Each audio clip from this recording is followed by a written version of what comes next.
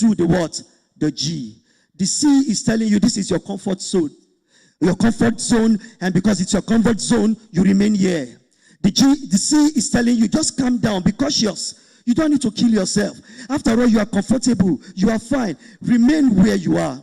But the G is telling you you need to get up. You need to move. You need to take the giant stride. You need to get in the water, in the storm, and face the waters. You need to be yourself. And that is what we are about to do this morning.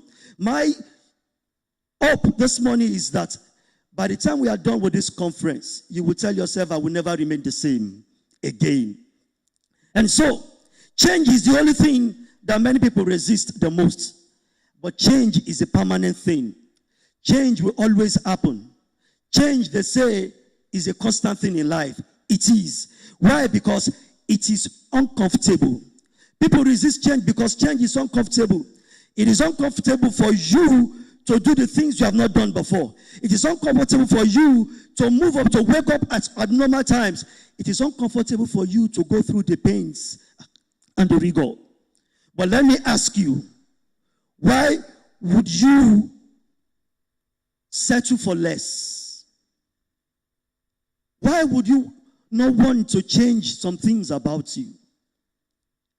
As I mentioned earlier, some years back, a great ceiling, a great wall was placed upon Nigeria, upon Africa. And we couldn't do international business until you travel, you go to the bank, and the bank would take a lot of time. You couldn't get money. The only way you can get money from abroad was through Western Union, through PayPal, and all the rest of them, money transfer.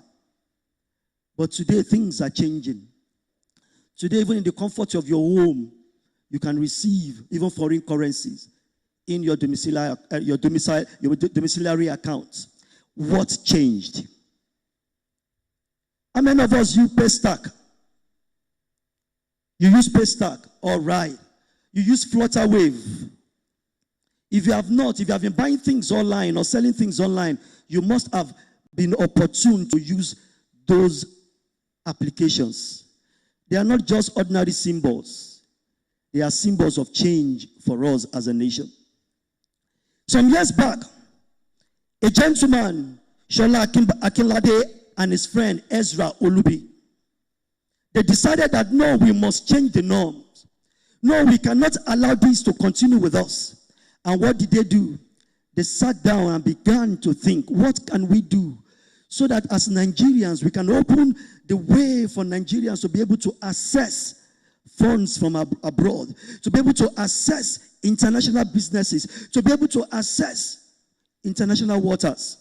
And they sat down, they coded, they worked day and night, and they had a breakthrough. They came up with what is called PayStack today. PayStack today is a payment channel, a channel that was bought over by Stripe.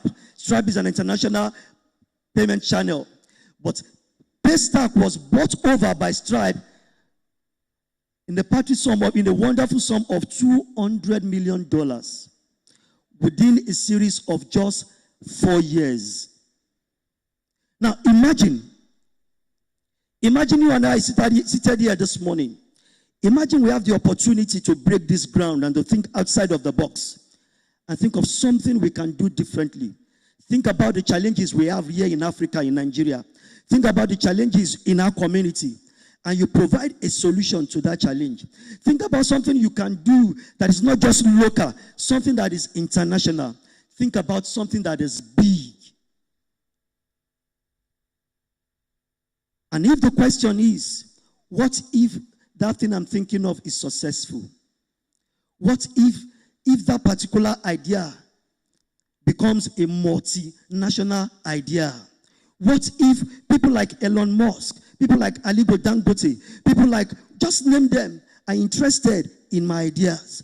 What if my ideas can help one or two persons, 2 or 3 persons, and can multiply and help millions of people to get better? What if? One of the challenges we have is that the what if that we always think about is in the negative. What if I fail? What if it's not successful? What if all I do at the end of the day, I lose all my money and time and effort? And as a result, we allow those invisible walls to stand in the place of our going forward. So Shola Akinlade and Ezra Olubi decided to face it. They said, no, we must change something. And they changed the face of payments. They changed the face of financial transaction from Nigeria to all over the world. Today, they are multimillionaires. Multimillionaires not in Naira, but in dollars. Within a couple of years, they were able to transform their life because they broke grounds. What about Olubenga Agbola, the co-founder of Flutterwave? If his picture is up now, you will see him. The days of little beginning. Looking so weird, looking so rough. You know, sometimes when you have an idea that is burning inside of you, and that idea is eating you up, there are days you will forget to even take care of yourself. You look rough. People will look at you. Sometimes they may say, oh, you are becoming crazy. You are becoming insane. People may say things about you. You may look rough. You may not look like your usual self because that idea is eating you up. I know I have some few friends who are developers, who are coders. When they are engulfed in developing, they can spend days indoor, typing, punching the keyboard, coding. Days not eating. All they just do is just eat snacks, drink water. They forget to take their bath. They look so rough. And when you see them, you look at them, at these ones, they are not serious. But I tell you, they are at the back end, digging it, preparing for a future to come. And people like this, when the time comes and we see them making it, the first thing that comes to our mind, what has it done? Oh, he's a Yahoo Yahoo. Oh, he's this. No, he paid the price somewhere, digging, spending the night, building and coding, ensuring that, yes, what he believes in is what is being achieved. What do you believe in? Listen, people will not believe in your dream. No, not everybody will believe in your dream. Even your parents may not believe in what you believe. Even those that you think are so dear to your close friends, you may tell them some things. Oh, I am working on a project, and this project is something that I know will attract international investors. And they will tell you, oh boy, stay where you are. You are living here on the campground. Forget about it here in Ogun State. You have not even crossed the 4 walls of the Redemption City. You are thinking of, no. Those are invisible walls that you must break. No wonder when Joseph was relating his dreams to his brothers, they were angry with him. Even though they didn't want that dream to come to pass, it came to pass. And so for you, what do you believe? What is that thing that that is giving you sleepless nights, but yet you don't know how to go about it? Yet you are trusting or believing in the words of those around you that are telling you, you can't make it. You can't do it. I was born and bred in Ajegule, a very rough part of Nigeria. If you live in Lagos, you will know where Ajegule is. It is the slum. And in Ajegule, we call it the ghetto. And I live in a place where I see things. I see poverty. I saw poverty. I saw people suffering. I experienced suffering myself. But as I was growing up, I was telling myself, no, I refuse to allow my background to put my back on the ground. I refuse to be like every other person I'm seeing on the streets that are living as if there is no future. I refuse to be caged by the 4 walls of this particular place called Ajegule. And it all started in my secondary school days.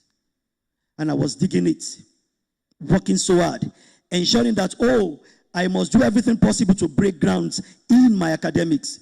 And God helped me, I did. I got to the university. I was able to, by His grace. In the university, I remember I've shared this story so many times.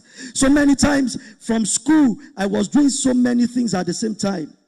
I was a student. I was working. I was hawking. Name it.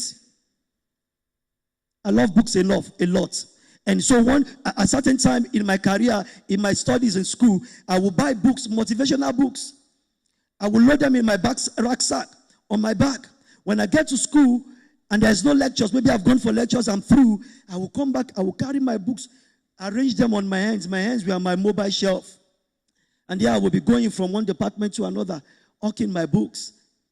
People were buying. Some were looking at me, were laughing at me. Some, oh, we are pitying me, but I was not pitying myself. I knew what I was doing. I was digging it. I was preparing myself for what is to come. And when it was time for service, I went for service. And I told myself, with what I have, I am not going to be less of what God wants me to be. And I kept on digging. The breakthrough came sometime in year 2011. I was working in a place. And while I was working so hard, I saw an advert. I didn't want to apply for that particular job. I said, no, I don't need this job. I'm comfortable where I am. I was made the head of the department where I was working, so I'm comfortable. But then a friend came to me and said, look, you don't need to be here. Why not give this a try? And I said, okay, let me just try it. A day to the expiration of that particular application was when I put in my own application. And I was called for a test. I went for the test in the hotels. I did the test. My mentor understand what I'm talking about right now. I did the test in the hotel. The next thing I was called upon, you are coming for a competence demonstration. And where I was working, I was a raw man from the university, no experience. And I was leading those who were having master's degrees, who were, greater, bigger than me in every way, academically. But I was leading them as a head of department. But one thing I told myself, I said, no, because I'm leading these people that are bigger than me, I need to work on myself. And I was working on myself, ensuring that, yes, I must meet up. Because as a leader, your subordinate must not be better than you. Because if they are, they will use it against you. And I was working so hard. And I remember I didn't have a laptop. I had to go and borrow money to get a laptop. And I was learning to prepare PowerPoint, learning to do so many things I don't know before. And when I went for this competence demonstration and I sat down with interviewers, and they said, okay, show us what you've got. And before then, I sat in the waiting room and I was preparing my slide. And I brought out a slide I'm going to use for that particular presentation. And I brought it out. And I presented to them. By the grace of God, as soon as I was done and about to say, I'm done, all the interviewers stood up and they were giving me a round of applause. And I bowed and I looked at myself. Oh, wow, this is happening to me. I can't believe it. And within a couple of weeks, I got my appointment letter. Appointment letter that got me a job that transformed my life. What I'm enjoying today, what I'm experiencing today, that I'm able to stay off work for 3 good years is because of that breakthrough that came, that particular point in time. Because I told myself, I will not be like these other people. What are you telling yourself this morning? What grounds do you want to break? You may not have the skill to break the grounds like the Olugbengas, the Agbolas, or like the Shola Akinlades, but what can you do? A certain woman in Nigeria, we all know her, Ngozi Okonjo-Iweala, broke grounds. She became the first woman, the first African woman to break grounds, to become the Director General of the World Trade Organization. Nobody ever thought a woman could be, but she was. She became that. Are you a woman here this morning? And you are thinking, oh, all the things that are happening around the world have been done by men. No, women are taking the giant stride also. And you can become all of these. And you will become, I know, by the grace of Almighty God. So what do we need to do to embrace change and to challenge the status quo? People telling you, you can't do this, you can't do that. Forget about those voices. What can you do? Number one, see problems as opportunities. Problems as opportunities. Even right here in this hall, there are problems you can solve. Around you, there are problems. All over, there are problems. What the Akinlades, what the Agbola saw was not a challenge, but they saw a problem that must be solved. And when we see a problem, let's not complain about it, but let's face it and look for a way to find a solution to solve that problem. Is there something frustrating you in your industry?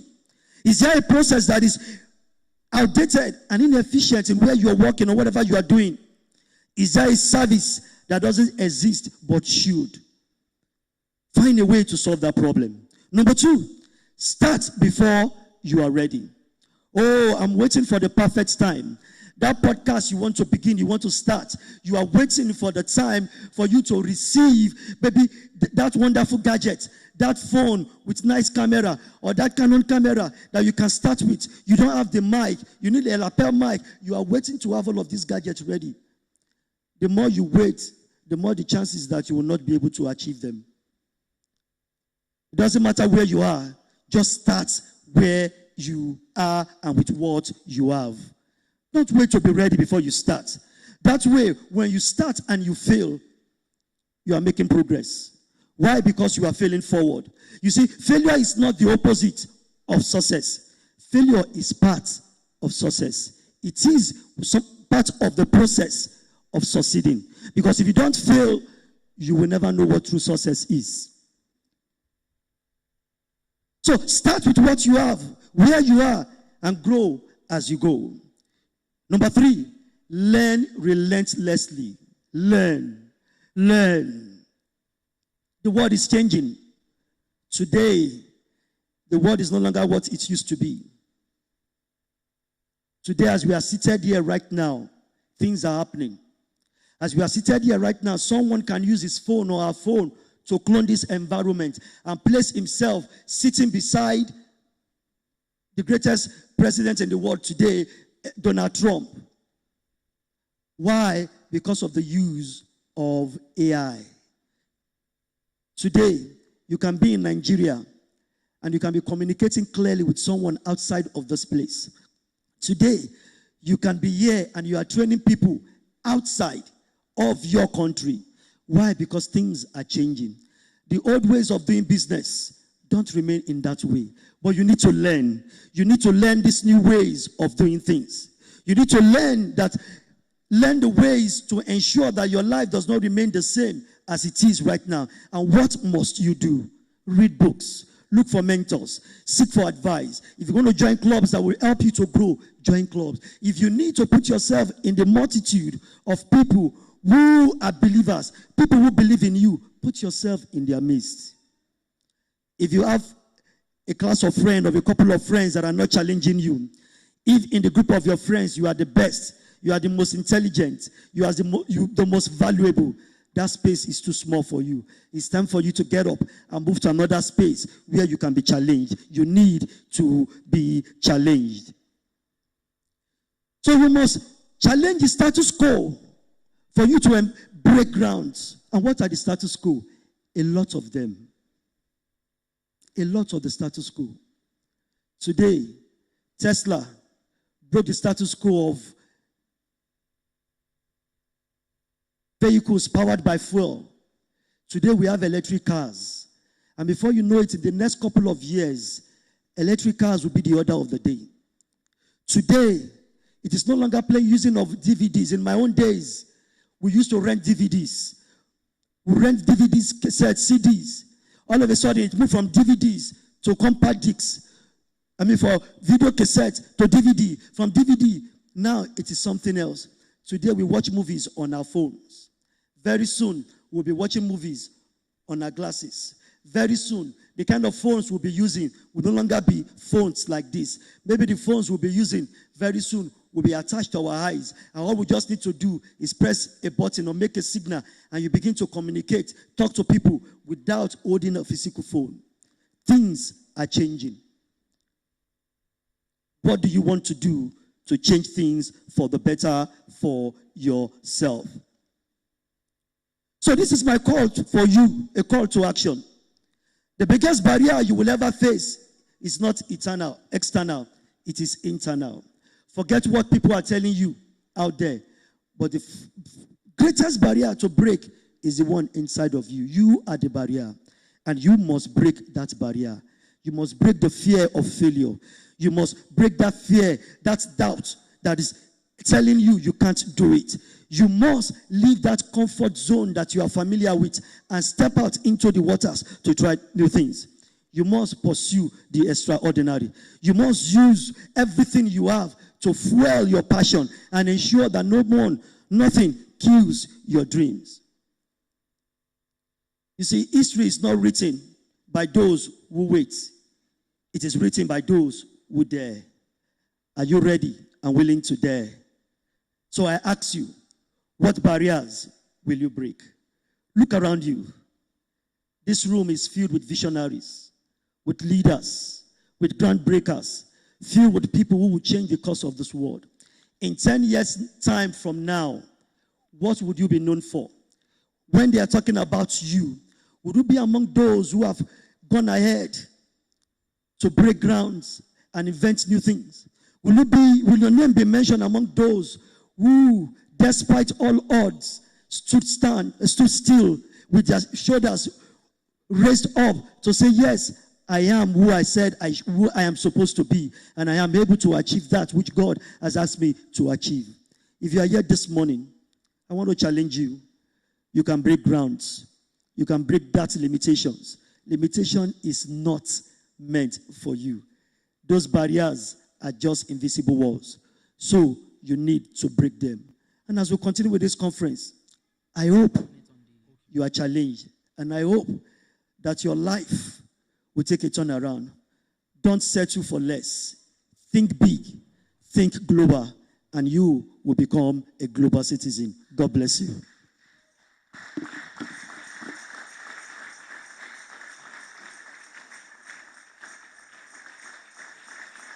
I thought it would be louder and more appreciable